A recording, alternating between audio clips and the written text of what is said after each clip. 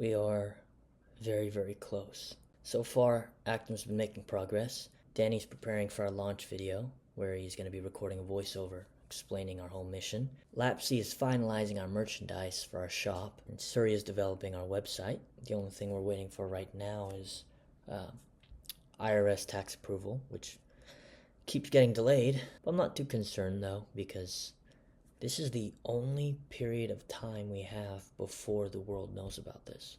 There's been a couple changes.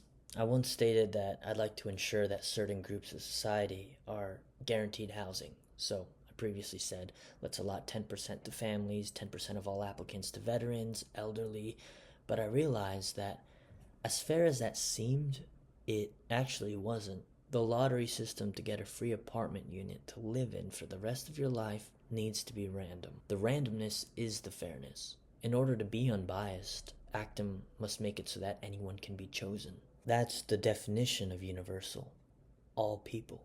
Applicable to all cases. I mean, think about it. Just because you decided not to have children, you have a 10% less chance of getting in. Ensuring every group of society gets in mechanically violates a truly pure system. It is, though, it's an ethical consideration.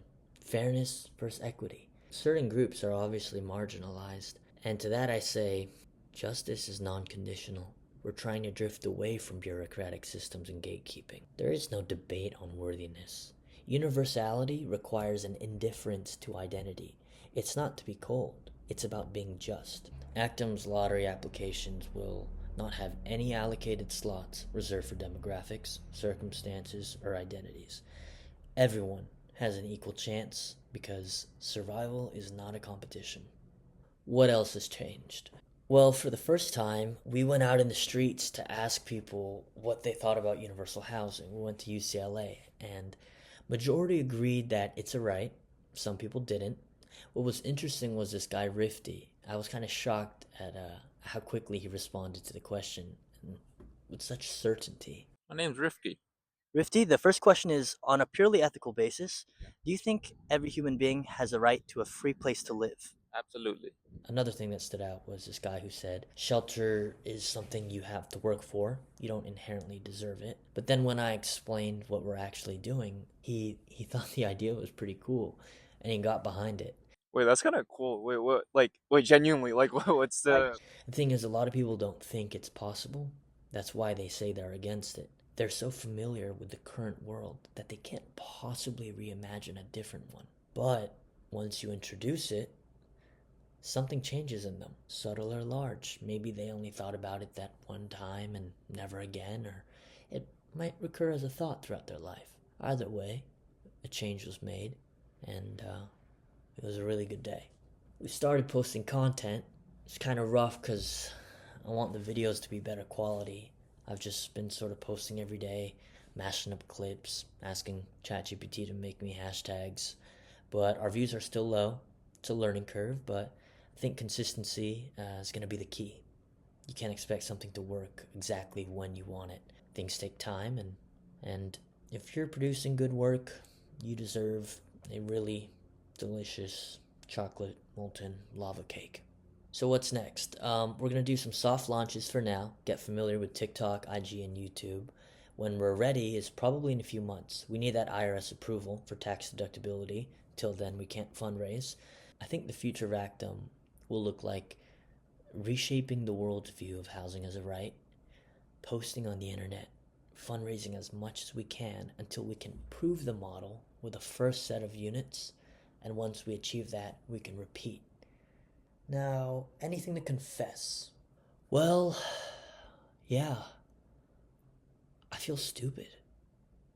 Like, sometimes I feel like a total doofus. The mission is so large because you're literally trying to house everyone on Earth, at least give them the opportunity to have free shelter.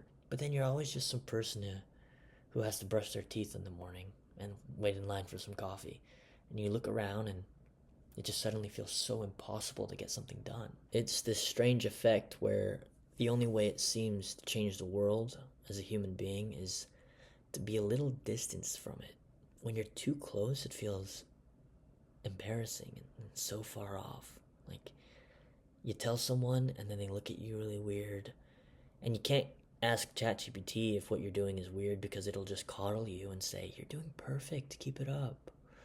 So you actually get in your head. I haven't left my apartment for a week now, and I've been able to get so much done with designing merchandise, learning the algorithm, working on the website, because in here, dreams seem possible.